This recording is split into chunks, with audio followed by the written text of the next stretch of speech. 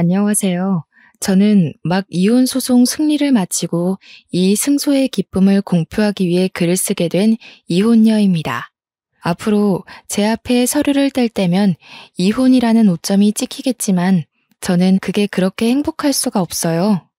남들이 제 인생의 혀를 끌끌 찰지도 모르겠죠. 하지만 제게 이혼줄은 단연 승리의 표식이기도 합니다. 저는 이혼녀라고 해서 그게 손가락질 받아 마땅하다는 생각해 본 적 없습니다. 제가 그런 부분에서 많이 접할 수밖에 없는 직업을 갖고 있어서 그럴지도 몰라요. 사정이 어떻든 간에 저는 상처를 딛고 새 삶의 기회를 얻은 이혼녀들의 사정을 모두 응원합니다. 제 스스로 가정하고 있는 제 가게의 단골 손님들이 축복해주고 있는 성공 스토리를 들려드리도록 하겠습니다. 저는 키즈 카페를 운영하고 있는 사장입니다.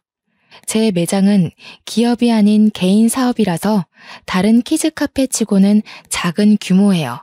그래도 다른 키즈 카페와 다른 점이 있다면 우리 카페에는 토끼 공원이 있다는 겁니다.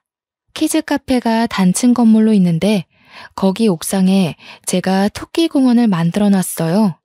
다른 매장과 차별을 두기 위한 저만의 고유 개성이었죠. 당연히 제 카페가 처음부터 장성했던 건 아닙니다. 몇몇 손님들의 후기로 SNS로 오르더니 어느 순간 확산돼서 예약으로 받아야 할 정도로 쭉쭉 성장해온 거예요. 첫 사업치고 성공적인 결과였어요.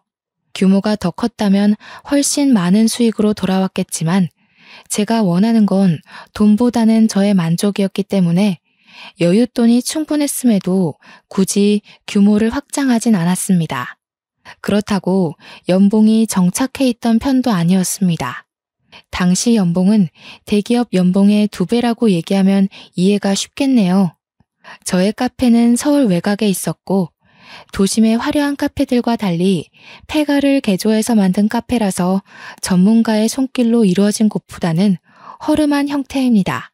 그래도 제가 1년 고생하여 직접 손봐서 만든 카페이기에 제게만큼은 무척 소중한 자산이에요. 저희 카페는 오는 사람마다 예약을 받아야 할 만큼 인기가 있었지만 인적이 드문드문한 위치에 있어서 종종 단골 손님들이 제 주머니 사정을 걱정할 때가 있어요. 내부 사정 모르고 겉만 보기엔 좀 형편에 부치는 처지처럼 보이긴 했습니다. 키즈 카페를 하는 거라 아이들을 데리고 오는 손님들 뿐이었는데 그렇다는 건 어른들은 전부 부모라는 거잖아요. 그래서 미혼인 제게 더 잔소리 같은 조언을 많이 해주셨던 것 같아요.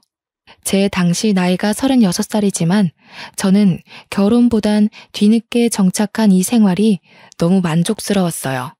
해서 손님들 그렇게 물을 때마다 형편에 부치지 않을 만큼만 잘 먹고 살고 있다고 말하기 일쑤였죠.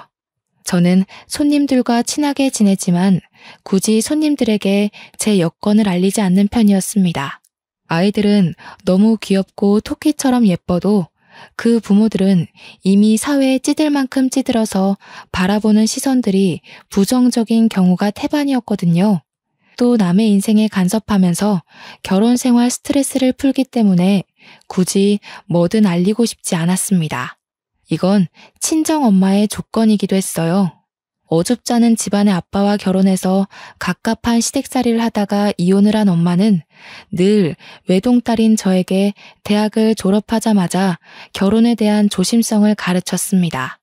처음에는 그게 마냥 엄마의 속풀이인 줄 알았어요. 그런데 31살에 준비해서 차린 키즈 카페를 운영하면서부터 애기 엄마들의 조언이 엄마가 해주는 인생 조언과 같은 레파토리라는 걸 깨달았는데요. 특히 돈 조심해요. 이혼한 게 자랑은 아니지만 부부든 가족이든 돈이랑 바람이 항상 문제야. 성격 차이? 그것도 돈이랑 바람에 비하면 세 발의 피지. 그때부터 저는 더더욱 결혼할 생각과는 멀어졌습니다. 엄마랑 손님들의 조언은 저더러 결혼하지 말라는 소리와 같게 들렸거든요. 만약 제가 결혼에 꿈이 있는 사람이었다면 그 말들이 유용한 정보이긴 했어요. 문제는 제가 결혼 생각이 없다 보니 전부 잔소리로 들렸지만요. 키즈 카페다 보니까 주로 시간적으로 여유 있는 엄마들이 아이들을 데리고 토끼 구경을 하다 갔는데요. 한날은 아빠 되는 사람이 토끼 같은 딸내미를 데리고 방문한 적이 있었습니다.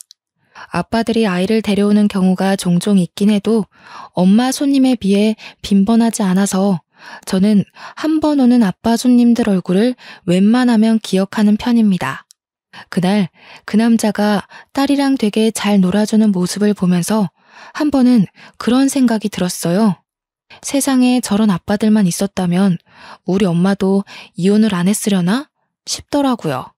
그만큼 그 남자가 참 가정적이고 아이한테 살가운 타입이었다는 겁니다. 그렇게 그 남자는 2번, 3번 예약을 해왔고 4번째 예약을 했을 때 그 남자의 딸이 제게 고자질하듯 느닷없는 발언을 했습니다. 은별이는 토끼 보러 오는 거 아니에요.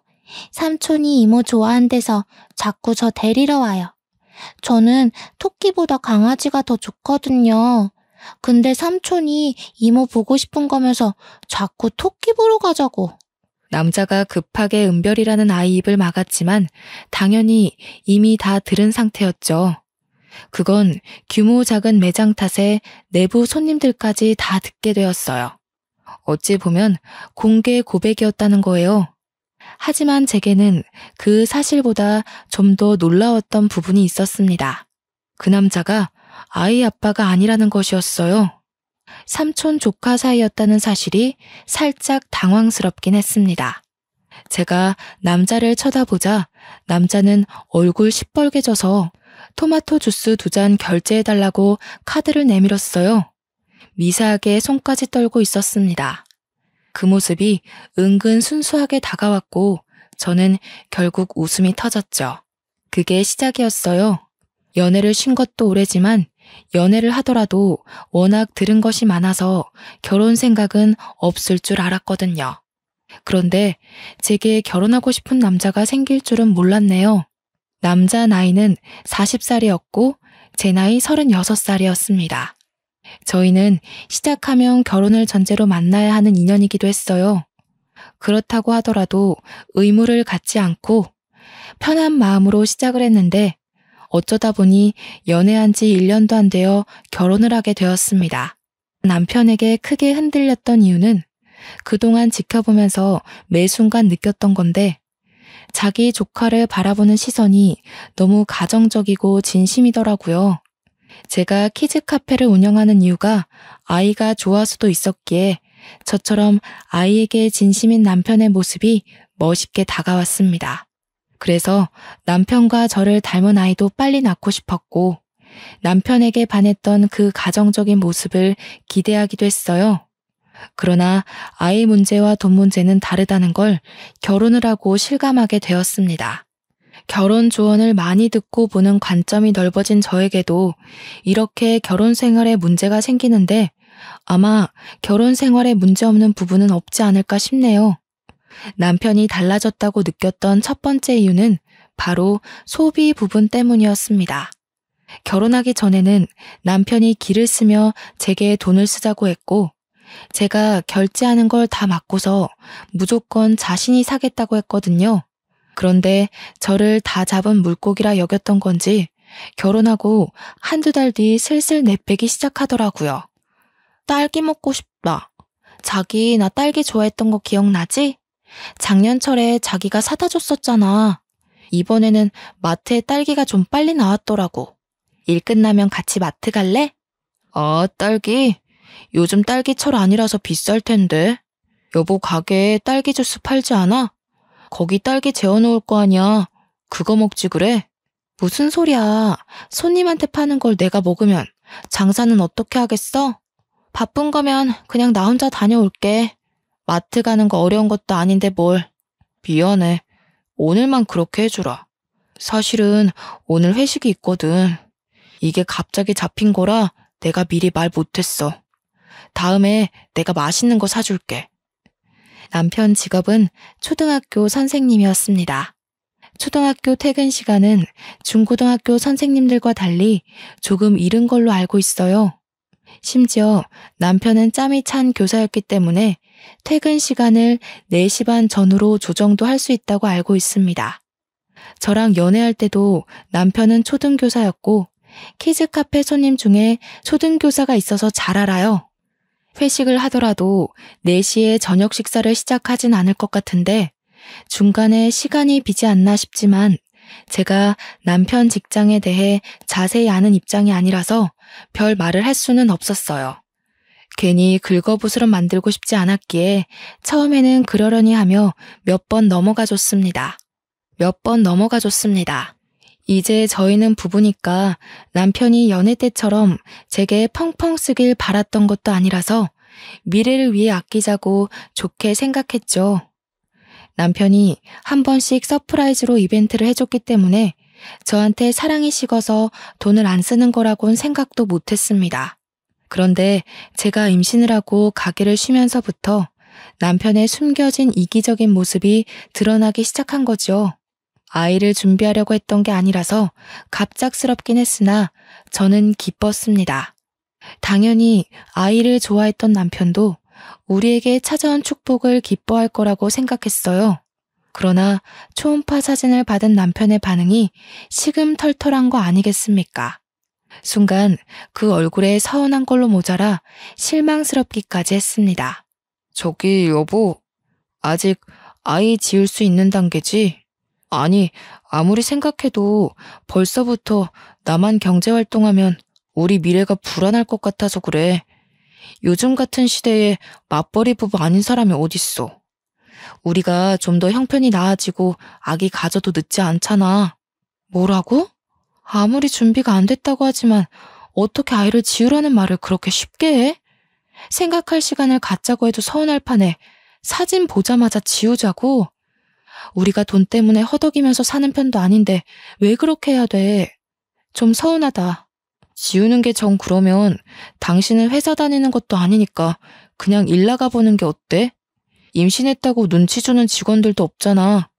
가게 청소 같은 경우는 너무 더러울 때 내가 한 번씩 가서 싹 할게. 계산하고 조리하는 건 운동 삼아 하는 것도 나쁘지 않을 것 같은데 개인 사업이기 때문에 이럴 때 마음 놓고 쉴 수 있는 거야.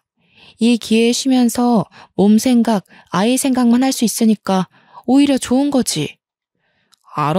알지. 근데 내가 혼자서 생활비 대줄 만한 형편은 아니라서 그래.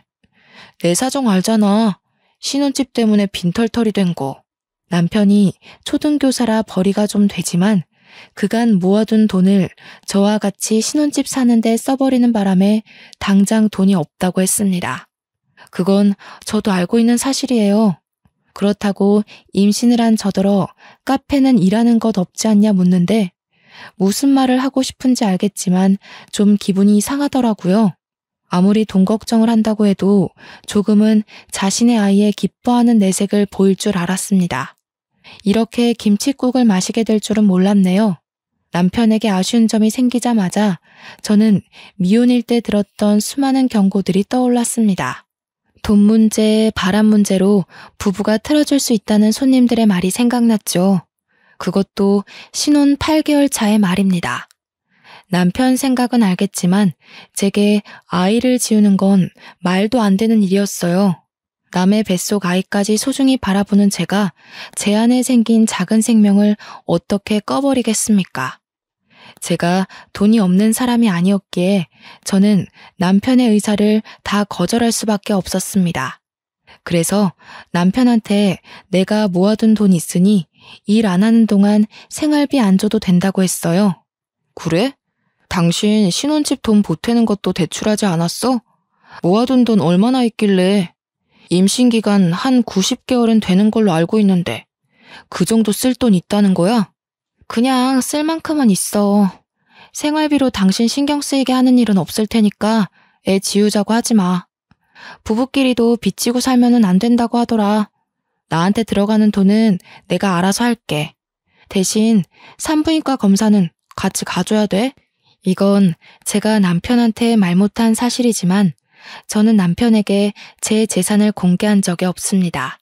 제 외모가 자기 이상형이라며 대시를 했던 남편은 저를 외적으로 좋아한 것과 달리 제 형편은 그렇게 막 여의치 않은 걸로 봤어요. 친정엄마도 값비싼 호텔 같은 아파트보다 산세 지저귀는 시골이 좋다고 해서 밭일하면서 지내고 있으니 아마 남편이 인사 갔다가 그걸 보고 제게 더 재산을 묻지 않았던 것 같습니다. 그날 이후 남편은 더 이상 애 지우자는 소리는 하지 않았어요. 확실히 남편이 쪼들려 보이긴 해서 저도 굳이 남편한테 돈 달라고 할 생각은 없었습니다. 그리고 제가 예쁜 아들을 낳은 날 어처구니 없게도 제 곁에는 친정엄마뿐이었어요. 남편은 그날 학부모 참관 수업 때문에 오질 못했고 시댁에선 원래부터 저를 탐탁지 않아 했으니까요. 시댁은 저희 집안 형편 때문에 당시만 해도 계속 자기 아들이 가난한 집에 팔려간다고 생각했어요. 돈이 중요한 거 알겠는데 한편으론 참 각박한 현실이 씁쓸하더군요. 아이를 낳으면서 평소보다 돈이 더 많이 들어가는 건 당연한 거잖아요. 평소보다 돈이 더 많이 들어가는 건 당연하잖아요. 그래서 제가 이것저것 사다 놓은 물건도 집안에 차차 쌓여갔습니다. 그런 와중 남편 행동이 진짜 웃겼던 게 제가 혹시 생활비를 달라고 할까봐 그 비슷한 주제로 대화가 시작되려고 하면 자리를 슬쩍 일어나더라고요. 그래도 신혼 한두 달 차까지는 제게 관리비며 집에 들어가는 생활비며 먼저 챙겨주면서 가장으로서 역할을 톡톡히 보여줬거든요. 근데 시간 갈수록 티나게 내빼기 시작하는 거 있죠? 기가 차서 저도 절대 돈 얘기는 언급 안 했습니다.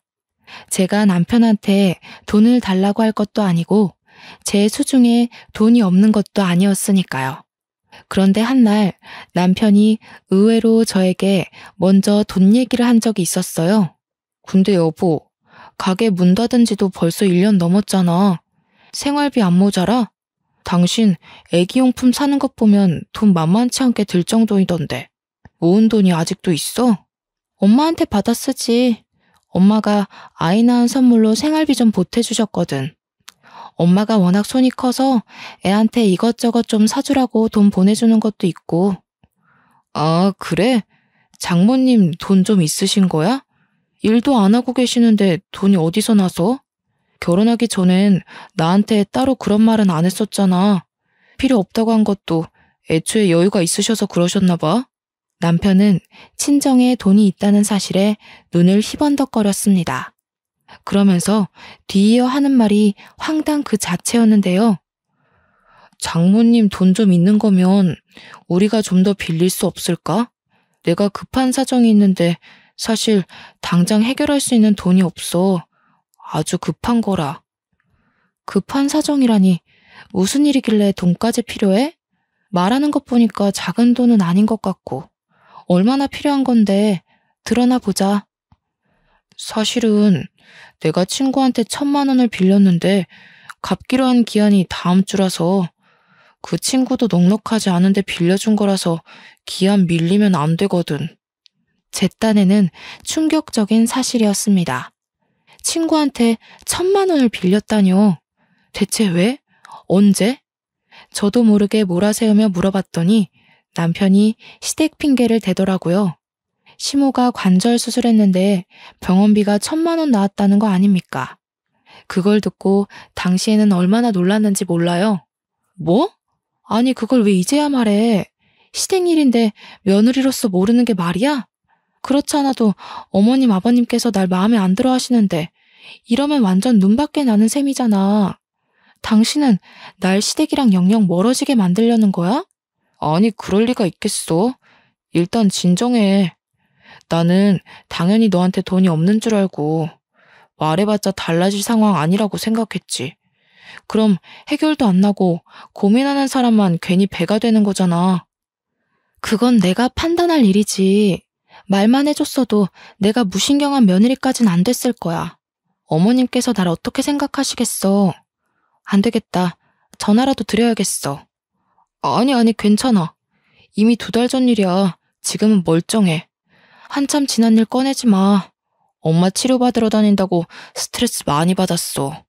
괜히 꺼내면 또 스트레스 받을 거야. 시댁에 전화하려는 저를 남편이 굽고 말릴 때 수상함을 감지했어야 했는데 제가 한참 둔했습니다.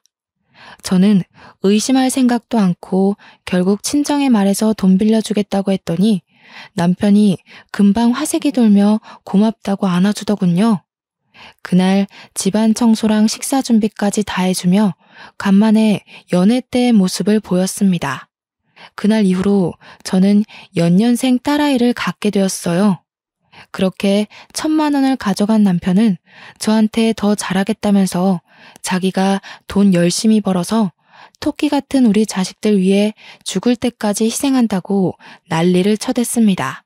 과한 오버였고 허세였지만 힘이 솟는 남편의 모습이 나쁘지 않아서 저도 그저 웃음으로 넘겼네요. 그러나 불행의 시작은 그때부터였고 우리 신혼집으로 찾아오면서 나름 평행했던 기류가 순식간에 꺾였습니다. 그래, 또 애가 생겼다는 말은 들었다. 아들 가졌다고 1년을 쉬었으니 이번엔 딸 걱정에 몸을 사려야 된다고 말해야겠구나. 정말로 일을 계속 쉴 생각이니? 아무래도 그래야 될 것 같아요. 원래 석현이 2살 정도 되면 다시 출근하려고 했는데 이렇게 돼버렸네요. 배부른 몸으로 석현이 보면서 일까진 어려울 것 같아서요. 내가 뭐 하나만 물어보자. 오해하지 말고 들으렴. 혹시 일부러 그런 건 아니지? 막상 일 안 하고 남이 벌어주는 돈으로 쉬다 보니까 편해서 그러는 건지 묻는 거다. 시모는 제가 제 돈으로 생활비를 쓰고 있다는 걸 모르는 듯 했습니다. 역시나 듣자 하니 시모는 남편이 제게 생활비를 주고 있다고 생각하더군요. 심지어 남편이 시모한테 자기가 생활비 준다고 말을 했다고도 합니다. 어머님, 저 남편한테 생활비 받아본 적이 없어요. 그건 제가 임신하기 전도 마찬가지고요. 저희 맞벌이라서 생활비 딱 절반 내서 해결했어요. 최근에는 어머님 병원비 때문에 저한테서 돈 1,000만 원까지 빌려갔는데요. 뭐라고 하는 거니? 내 아들이 혼자 돈 벌어서 등골 빠진다고 나한테 돈 빌려달란 소리를 몇 번이나 했는데 1,000만 원은 뭐고 병원비는 또 뭐니? 내가 멀쩡하게 두 눈 뜨고 있는데 너는 나를 갖고 그런 거짓말을 해? 저야말로 당황스럽네요. 거짓말이라뇨? 어머님 2달 전에 관절 수술하셔서 병원비 1,000만 원 들었다고 애아빠가 그랬는걸요. 그것 때문에 다른 친구한테 돈 빌렸다가 갚을 돈이 없어서 저한테 빌린 거라고요. 참나, 너 이런 식으로 우리 아들 매도하며 지내고 있었어? 아주 소설을 써라, 소설을. 전화해서 확인해보고 아니면 너 무릎 꿇을 준비해. 시모는 그 자리에서 남편에게 전화를 걸었고 보나마나 제 말이 거짓일 거라고 계속 쌍심지를 켰습니다. 그러던 중 전화를 받은 남편은 시모가 묻는 말에 능청스럽게 시모 의견을 들어주기 시작했어요. 정말 시모가 말했던 대로 남편이 시모한테 등골 빠진다는 소리를 했더라고요. 제가 자리에 없다고 생각해서 제 흉을 살짝 보기도 하는 거 아니겠습니까? 돈 없어 보이는 건 또 싫었는지 은근 자존심을 부리더라고. 신경 쓰지 마, 엄마. 잠깐 받아주면 괜찮아져. 아무래도 산후우울증? 그런 건가 봐. 남편의 태도에 충격을 받은 저는 당장 시모의 전화를 뺏어서 남편에게 물었습니다. 내가 이건 어떻게 이해해야 되는 거지? 당신 허언증 있어? 아, 다른 변명 다 필요 없고 그래서 내 돈 1,000만 원은 어디다가 썼는데? 여보가 왜... 아니 그러니까 엄마가 하도 당신을 못 살게 구니까 내가 나름 엄마 이해시키려고 그냥... 아니 그보다 엄마랑 같이 있는 거야? 왜? 당황한 남편은 어버버거리며 시모랑 저랑 같이 있는 걸 빠르게 상황 파악하는 중인 듯 싶었습니다. 머리 굴리는 소리가 수화기 너머까지 들리는 것 같았어요. 그럼에도 불구하고 마땅한 변명거리를 못 찾았는지 바쁘다고 끊어버리더군요. 지켜보던 시모는 자기도 자신 아들의 버벅거림에 수상함을 감지했는지 갑자기 제게 자기 아들 잡고 살았냐며 불같이 성을 내기 시작했습니다.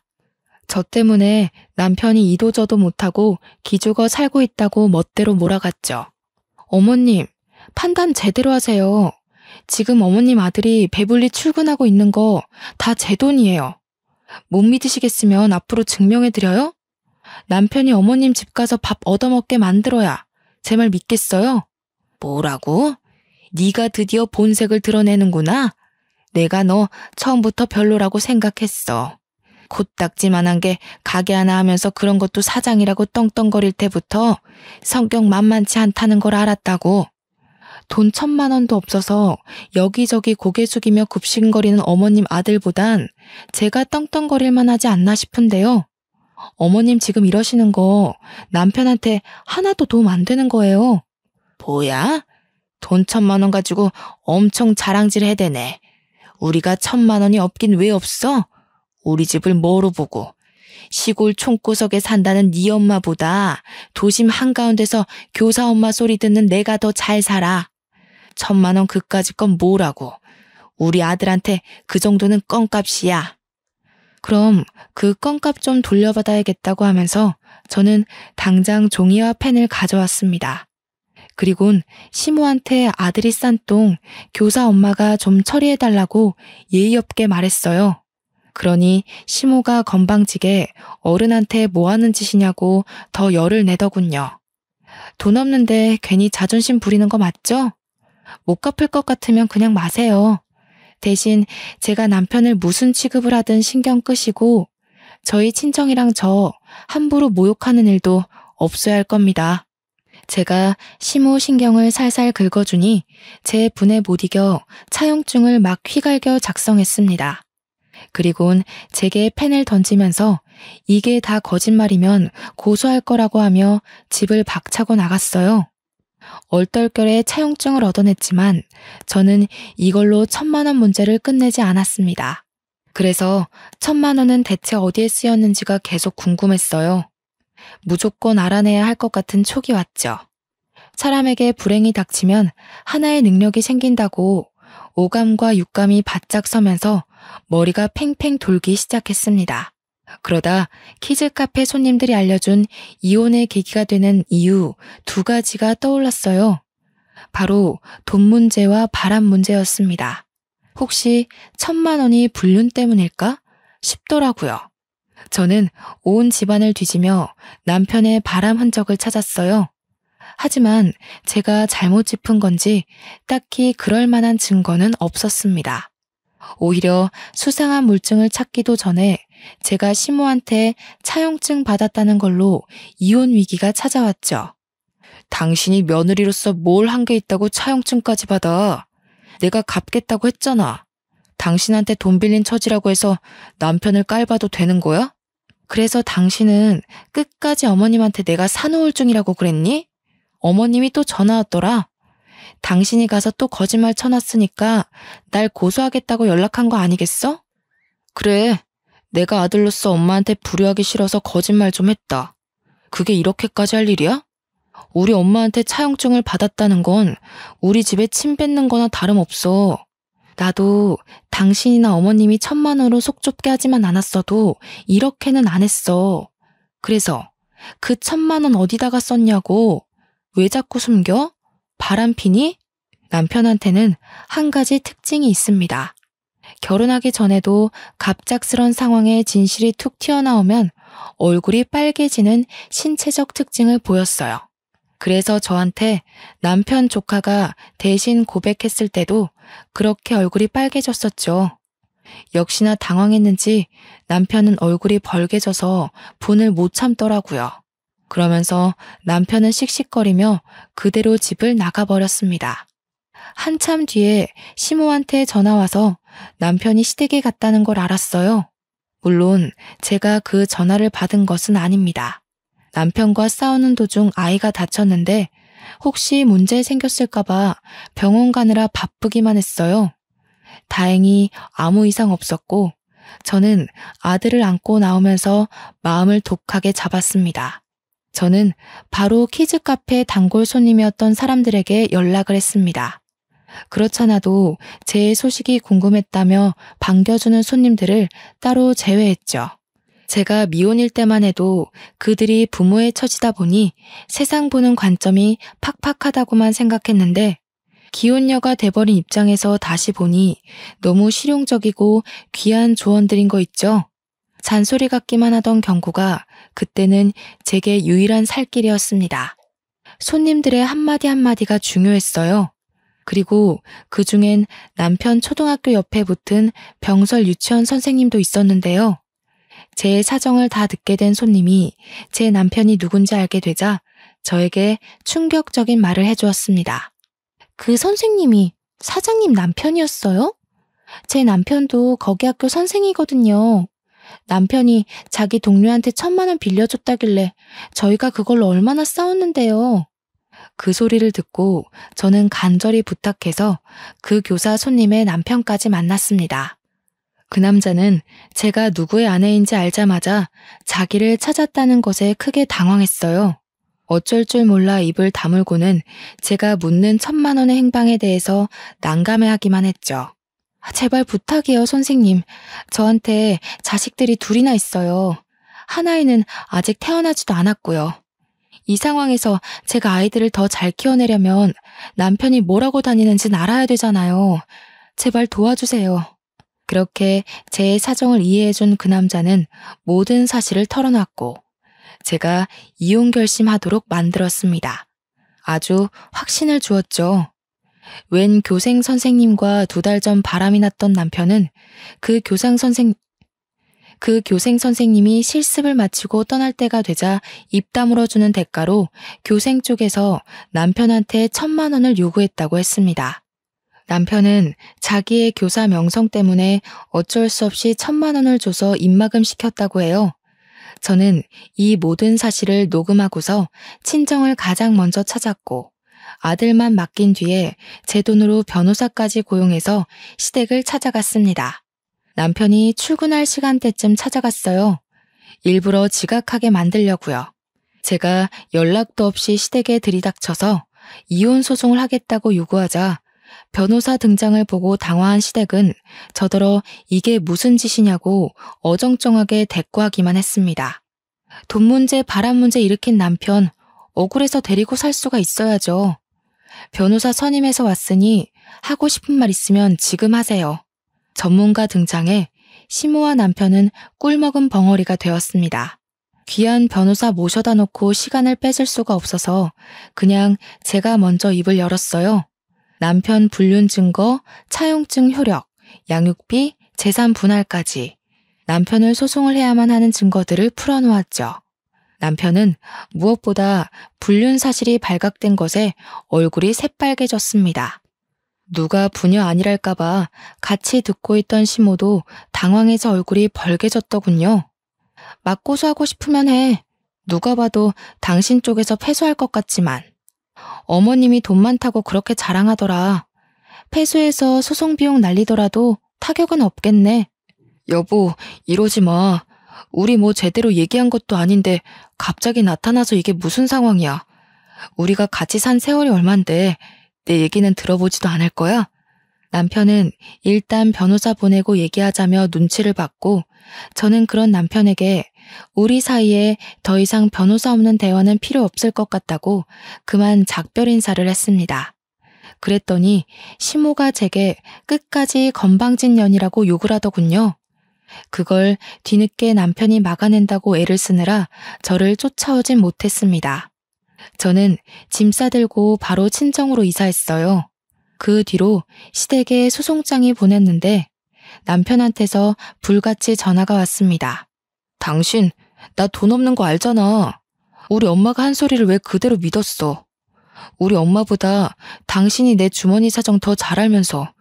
여보, 나한테 화난 거 있으면 차라리 그냥 욕하고 때려. 소송까진 가지 말자 우리. 어? 당신은 이런 와중에도 자식들 걱정은 하나도 안 하는구나. 어떻게 당신같이 자기 생각만 하는 사람이 조카를 그런 눈으로 봤었는지 모르겠네. 내가 아무래도 단단히 콩깍지가 쓰였었나 봐. 아니면 당신이 작정하고 나를 속였거나.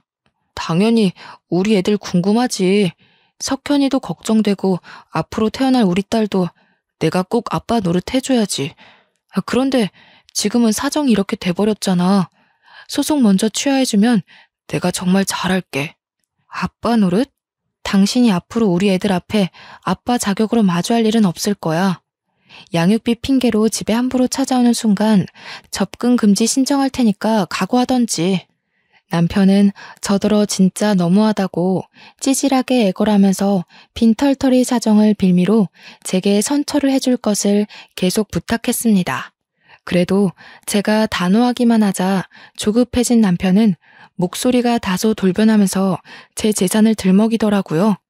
늙은 나이에 SNS를 안 해서 몰랐는지 저의 키즈카페 평판이 높다는 걸 뒤늦게 알게 된 거였어요. 당신 나랑 이혼하면 손해일걸? 당신이 가진 재산 나랑 반으로 나눠야 돼. 그거 억울할 거 아니야. 당신이 나한테 재산 숨겼던 건 안 따질게. 제발 선처해주라. 내 돈주머니 알고 나니까 그 재산까지 또 탐나는 거야? 내가 당신 돈 보고 결혼한 건 아닌데 내가 아는 교사 중에 당신이 제일 밴댕이 소갈딱지네? 위자료 낼 돈 없으면 교사 엄마라는 소리 듣고 1,000만 원 껌값이라고 떵떵거리던 당신 엄마한테 달라고 하라니까? 밴댕이 소갈딱지? 내가 누구 때문에 이렇게 됐는데 나도 그럼 당신 재산 속였다고 사기죄로 고소할 거야. 요즘 재산 사기 많아서 당신 무조건 뭐 하나 걸릴걸? 그래, 해보던가.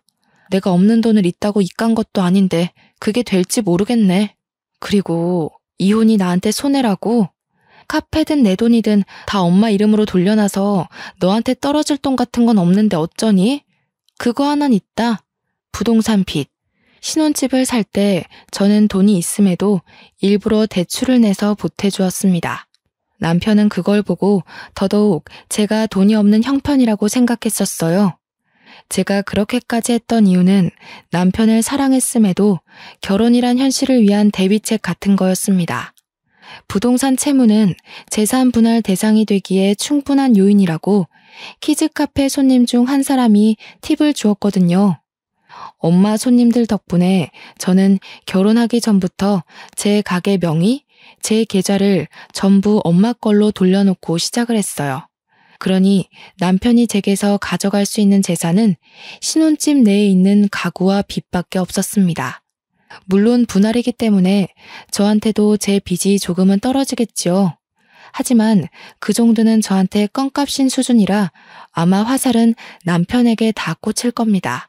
소송을 준비하던 사이 저는 딸을 낳았고 몸조리해서 건강하게 법원을 출석했습니다. 당연히 이례 없이 승소를 했어요. 절망하고 있는 남편에게 가서 상간녀를 소송했다는 소송장까지 보여주었고 당신 또한 공무원 밥줄 끝났다고 마지막 숨통까지 짓밟아 주었습니다. 내가 결혼하기 전에 당신한테 얼마나 퍼줬는데 그건 그냥 꽁으로 받아먹고 내 돈은 전부 다 털털 털어가겠다. 정말 당신 이 정도로 이기적인 사람인지 몰랐어. 빚 떠넘겼으면 됐지. 상간녀 소송까진 할 필요 없잖아. 그러니까 왜 결혼 약속을 쉽게 생각했어? 나는 당신이 마냥 다 좋기만 한 줄 알아? 돈 문제엔 빚으로, 불륜 문제엔 사회 제명으로 복수를 해줘야 된다고 하더라고 엄마들이. 그리고 그 교생 선생도 알아야지. 선생이란 학생을 가르치는 것이지 학부모를 꼬시는 게 아니라는 걸. 그렇게 남편에게 똥을 뿌린 저는 그 똥덩어리에게 손을 털고 돌아섰습니다. 아, 그리고 시모가 저를 죽일 듯이 째려보고 있었는데요. 거기다 대고 제가 엄마 이제 강남 아파트로 이사 간다고 실컷 자랑을 하고 나왔네요. 저는 상간녀 소송까지 마친 후에 교육청 홈페이지에다가 남편의 불륜과 교생 선생이던 상간녀의 불륜을 모두 올려 공론화했습니다. 그것 때문에 공무원 품위 질서 위반으로 남편은 교사직에서 박탈당했고 아직 대학생이던 상간녀도 얼굴이 다 팔려서 학교 어디에 재임하던 지옥 끝까지 불륜녀라는 타이틀을 달고 살게 되었어요. 그 뒤로는 안 봐도 뻔한 비디오지 않습니까?